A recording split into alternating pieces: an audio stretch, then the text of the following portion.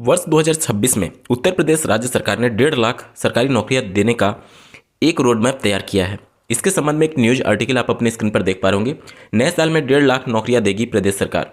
सबसे ज़्यादा 50-50 हज़ार पद पुलिस और शिक्षा विभाग में बताए जा रहे हैं।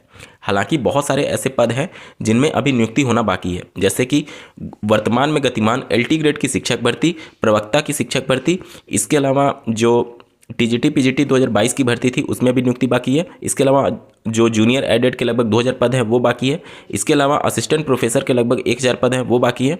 और 2026 में जो लगातार माध्यमिक शिक्षा विभाग में TGT और PGT के नए पद जो कि 30,000 के आसपास बताए जा रहे हैं वो अभी होना बाकी है। इन सब के बाद से प्राथमिक के लिए जगह बचेगी या नहीं ये देखना होगा, क्योंकि लगातार उत्तर प्रदेश शासन और बेसिक शिक्षा मंत्री जी के द्वारा सदन में ये जवाब दिया जाता है कि छात्र शिक्षक अनुपात मानक के हिसाब से पूर्ण है।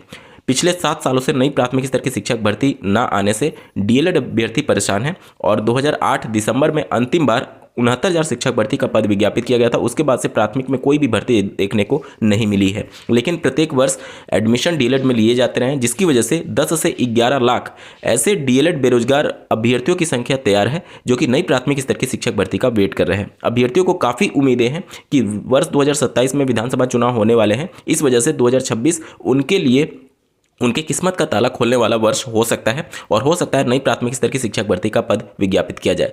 कम ही सही, लेकिन निश्चित तौर पर पद विज्ञापित करना बहुत ज़्यादा जरूरी है, क्योंकि ऐसे कैंडिडेट जो कि लाखों की संख्या में बेरोजगार बैठे हुए हैं, इस उम्मीद में कि राज्य सरकार नई प्राथमिक स्तर की शिक्षक भर्ती का पद विज्ञापित करेगी। एक बार जल्दी से देख लेते हैं, राज्य सरकार अगले साल 1.5 लाख युवाओं को सरकारी नौकरी देगी।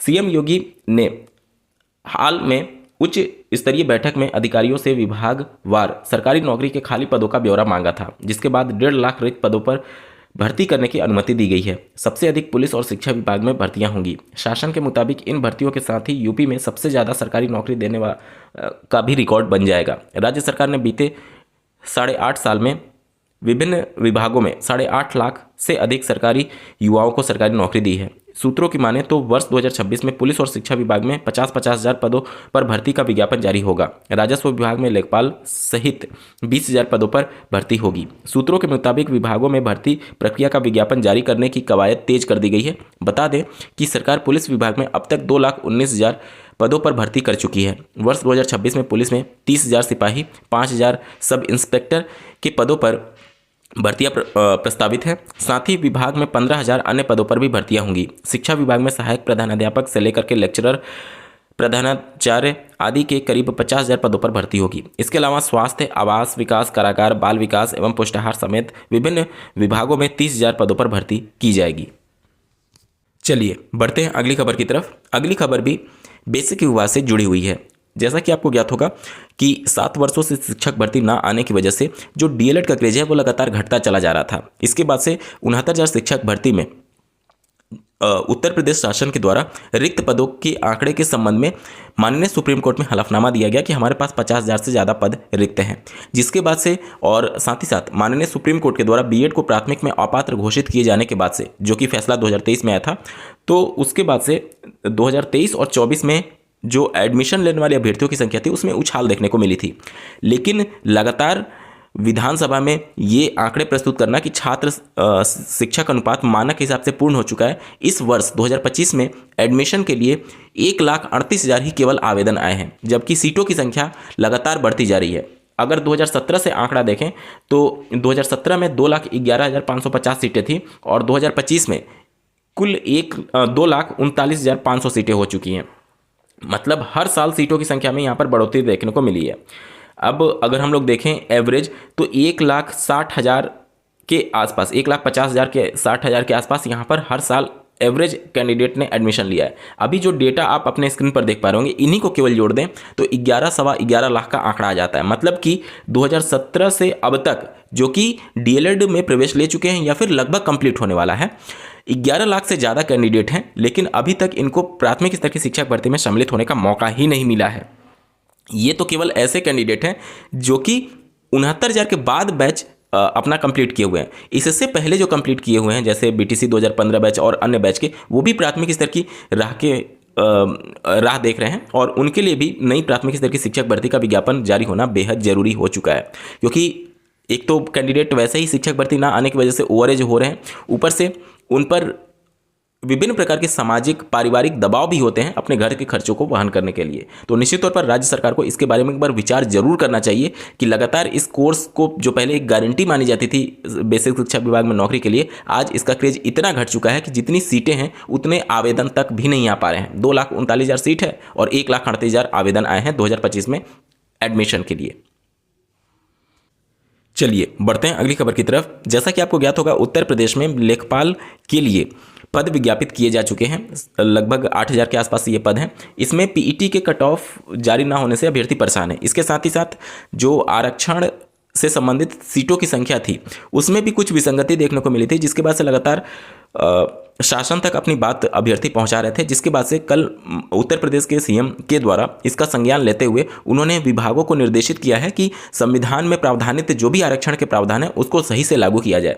इसके बाद से देख सकते हैं आप, एक बार जल्दी से देख लेते हैं।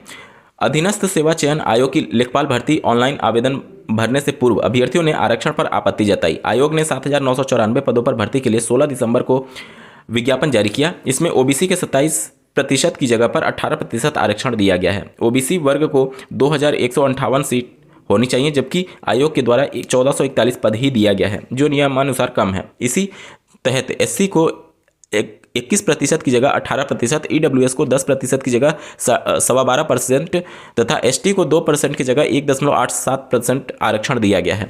अनारक्षित सीटें 40% की जगह 52.12% की गई है। छात्र संघर्ष समिति के अध्यक्ष ने अधीनस्थ सेवा चयन आयोग की सीटों की संख्या आरक्षण अनुसार सही करने की मांग की गई है। इस भर्ती के लिए 29 दिसंबर तक ऑनलाइन आवेदन प्रक्रिया शुरू की गई है।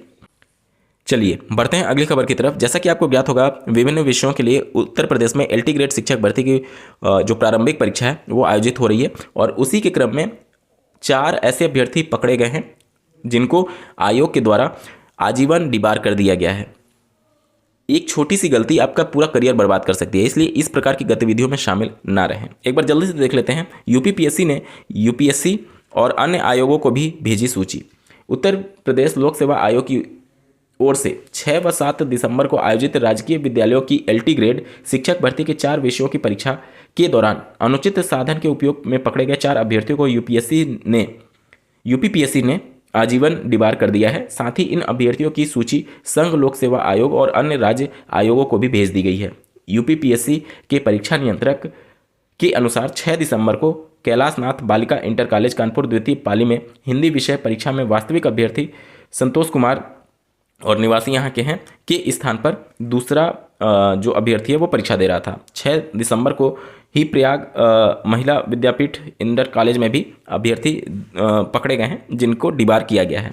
तो इस प्रकार की गलत गतिविधियों में लिप्त ना रहें, नहीं तो आपका पूरा जीवन ही बर्बाद हो सकता है। आज के वीडियो में भी इतना ही। ऐसे ही महत्वपूर्ण अपडेट के लिए इस चैनल को सब्सक्राइब करना ना भूलें। इस वीडियो को देखने के लिए आपका बहुत बहुत धन्यवाद। भगवान करे आपका दिन शुभ हो।